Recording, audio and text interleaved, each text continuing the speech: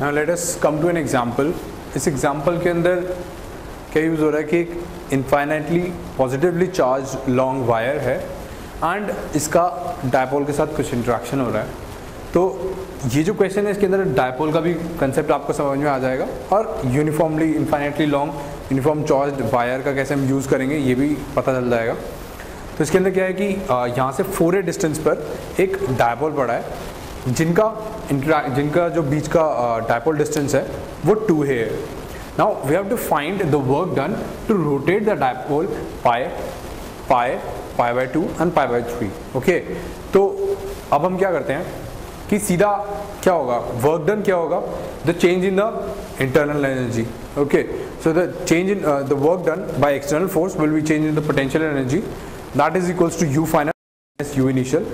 You final हमने क्या माना कि लेट अस सपोज अब जब इसको पाई से रोटेट करते हैं तो इस वाले पॉइंट की potential energy electric potential v है और यहाँ पर वी बी है और इनिशियली वी ए पर पॉजिटिव चार्ज पड़ा हुआ था। Let us suppose positive Q पड़ा था और यहाँ पर नेगेटिव क्यू पड़ा था और फाइनली इसको पाई से रोटेट कर दिया तो पॉजिटिव क्यू यहाँ पर आ गया और नेगेटिव क्यू यहाँ पर आ गया। तो इनिशियली यू फाइनल इनिशियली ऐसे पड़ा था, इनिशियली क्या था, इनिशियली माइनस क्यू ए पर पड़ा था, प्लस क्यू बी पर पड़ा था, फाइनली प्लस क्यू बी पर ए पर आ गया, माइनस क्यू बी पर आ गया। ये आप कुछ भी ले सकते हैं अनटिल अनलेस आपको क्वेश्चन में गिवन हो। तो अब यू फाइनल हमारा क्या होगा, q into v a, alright, minus q into v b, that will be the u final and u initial क्या होगा, minus q into v a plus q into v b. तो u final minus u initial कितना होगा, 2q into v a minus v b. अब ये तो आपका आ गया, बट हमको वी ए और वी बी की वैल्यूज कैलकुलेट करनी है। अब आपको पता है uniformly charge infinite long wire के लिए इलेक्ट्रिक फील्ड की वैल्यू क्या होती थी, हमने भी गॉसेस लॉ से जो कैलकुलेट करी थी वो आई थी lambda upon 2 pi epsilon naught into r.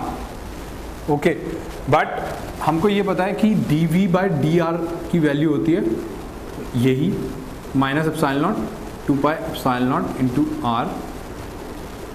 Okay, अब इसको आप इंटीग्रेट कर देंगे, from 0 to infinity, from infinity to are.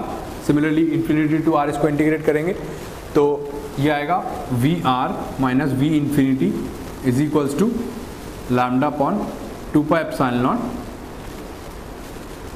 ln r। Okay, तो ये आपका आएगा, आपको पता है वी इन्फिनिटी 0 होता है, ये मैंने आपको पहले भी बताया हुआ है। तो वी आर की आपकी डायरेक्टली वैल्यू आ जाएगी lambda upon 2 pi epsilon naught into ln r। ठीक है, तो वी ए की वैल्यू आपकी आ गई lambda upon 2 pi epsilon naught into ln of, ये कितना डिस्टेंस होगा, ये वाला, ये अगर 2a है तो ये वाला a है और ये 4a है तो ये नेट बचा 3a। ठीक है, तो ये आया ln 3a और वो आएगा वीबी क्या आएगा ln 5a। तो नेट जब आप कैलकुलेट करेंगे तो ln rb अपॉन ra आएगा, सॉरी यहाँ पे नेगेटिव टर्म आएगी एक माइनस। ओके, क्योंकि यहाँ पे माइनस था, यहाँ पे माइनस आएगा और उससे क्या आएगा, va की वैल्यू आएगी minus lambda upon 2 pi epsilon naught ln ra और vb की वैल्यू आएगी lambda upon 2 pi epsilon naught ln rb। तो माइनस करेंगे तो आपका अरेंज होकर ये वैल्यूज आ जाएंगी, तो आपका नेट आएगा 2q lambda upon 2 pi epsilon naught ln 5/3। तो पाई से रोटेट करने में आपको इतना वर्क डन करना पड़ा। अब रोटेटिंग बाय पाई बाय 2 में क्या होगा, you final minus u initial. तो यू फाइनली आपने अगर इसको ऐसे रोटेट करके ऐसे रख दिया तो उस केसेस के अंदर क्या होगा, यू फाइनल तो होगा आपका 0 हो जाएगा, क्योंकि v a will be equals to यहाँ पर जो फाइनली ऐसे जो होगा तो आपका जो नेट वो होगा वो 0 हो जाएगा। वो क्यों होगा, लेट अस सपोज यहाँ की पोटेंशियल v है, यहाँ पर प्लस क्यू चार्ज है, यहाँ पे माइनस क्यू चार्ज है, तो u फाइनल क्या होगा, q into v minus q into v, that will be equals to 0। तो that will be equals to minus u initial जिसकी वैल्यू आएगी q lambda upon 2 pi epsilon naught into ln 5/3। अब मैं आपको third part कराता हूँ, अभी आपका हम थर्ड पार्ट देखते हैं। इसके अंदर हमने इसको पाई बाय 3 से रोटेट करा तो फाइनली पोजीशंस हम मान लेते हैं क्यू आई और पी आई। ठीक है, ये पोजीशंस आई तो यू फाइनल हमारा क्या होगा, q into v p minus q into v q और यू आई हमारा q v b minus q v a. तो डेल्टा डब्ल्यू कितना आया, u final minus u initial, इसकी वैल्यू है q into minus lambda upon 2 pi epsilon naught l n 4a plus a cos theta. ये कैसे आया, अगर ये थीटा होता तो इस पॉइंट की यहाँ से कितनी डिस्टेंस है, 4a तो यही है 4a और ये a इंटू कॉस थीटा, तो ये आती a कॉस थीटा। तो ये आई 4a plus a cos theta plus lambda upon 2 pi epsilon naught l n 4a minus a cos theta. और इनिशियल वैल्यूज क्या है, minus q into minus 2 pi epsilon naught l n 5a plus lambda upon 2 pi epsilon naught l n 3a। Alright, तो इसको जब आप simplify करेंगे तो आपका फाइनली आंसर आ जाएगा which is q lambda upon 2 pi epsilon naught l n 4 minus cos theta 5 into 5 plus 4 plus cos theta into 3। So this is the final answer. तो आपने देखा कि क्वेश्चंस जितने भी होंगे अगर आप सिस्टमैटिक वे में चलते हैं तो बिल्कुल भी आपको मुश्किल नहीं लगेंगे। कुछ इसमें मुश्किल नहीं थी, किसी भी क्वेश्चन में कोई भी क्वेश्चन हो कोई मुश्किल नहीं होती, you have to just work it out in the systematic manner. Now we come to an example. इसके अंदर हमको एक स्फीयर गिवन है, उस स्फीयर की चार्ज डेंसिटी कैसे वेरी कर रही है, rho naught into 1 minus r by r से वेरी कर रही है। Now we have to find the electric field intensity E at internal and external points and we have to also find the maximum field intensity। तो first part के लिए देखते हैं, जब इंटरनल लेना है तो इंटरनल के केस के अंदर क्या होगा, E डॉट डी एस। अब लेट अस से कि हमारा पूरा स्फीयर कुछ ऐसा है और हमको अंदर वाले किसी स्मॉल r डिस्टेंस पे निकालनी है, तो हम गॉसियन सरफेस बनाएंगे इस तरीके से। तो इस सरफेस पे E की वैल्यू क्या होगी, E dot d s is equals to integration of 0 to r rho naught into 1 minus r by r into 4 pi r square into d r. 4 pi r square into d r हमारा volume देगा, इसको इससे multiply करेंगे और integrate करेंगे from 0 to r, क्योंकि हम ये जो चार्ज है ये आता है नेट चार्ज। नेट चार्ज क्या है, इसके स्फीयर के अंदर का चार्ज, तो वो कितना होगा, यहाँ से यहाँ तक जब वेरी करेंगे r को तो हमको अंदर का चार्ज मिल जाएगा। ऑलराइट, तो ये हमारा ये हो गया अपॉन एप्सिलॉन नॉट। तो E डॉट डी एस और इसका सरफेस एरिया कितना हो गया 4 पाई आर स्क्वायर, तो E into 4 pi r square is equals to this much. तो हमारी इलेक्ट्रिक फील्ड की वैल्यू आ गई this much which is rho naught upon 12 r epsilon naught into 4 small r into capital R minus 3 r square. Okay, ये electric field जो हो गई ये इस तरीके से वेरी करेगी inside the sphere. Now we have to find at an external point. तो एक्सटर्नल पॉइंट में कैसे वेरी करेगी, E dot d s is equals to 0 to r, इसको वेरी करेंगे, कैपिटल R है ये, rho naught into 1 minus r by r into 4 pi r square into d r. External point कैसा होगा, कुछ यहाँ पर होगा, इस पे कहीं पे इस स्फीयर पे कहीं पे लाई कर रहा होगा, और इसके अंदर नेट इंटरनल चार्ज कितना होगा, इस बाहर वाले स्फीयर के अंदर जितना भी चार्ज होगा उतना होगा।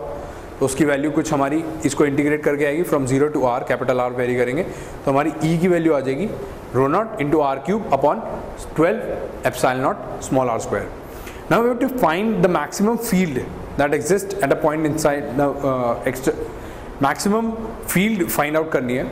तो एक चीज़ देखें कि ये जो फॉर्मूले आए हैं हमारे, इनसे एक चीज़ क्लियर हो रही है कि E जो है इनसाइड द स्फीयर वो कुछ भी वेरी कर रही है, बट आउटसाइड द स्फीयर क्या हो रहा है, जैसे ये फील्ड इस पॉइंट से बाहर जाती है तो ये सिर्फ, क्योंकि R जो है इसके इन्वर्सली प्रोपोर्शनल है इलेक्ट्रिक फील्ड के, तो ये सिर्फ रिड्यूस ही हो रही है। ऑलराइट, कि इसके बाहर जाते ही इलेक्ट्रिक, अगर हम कर्व बनाएं E और R का, तो ये अगर हमारा R है तो इसके बाहर हमारा कर्व हमेशा ऐसा ही रहेगा, इसके पहले का कर्व कुछ भी बनेगा दैट वी डोंट नो।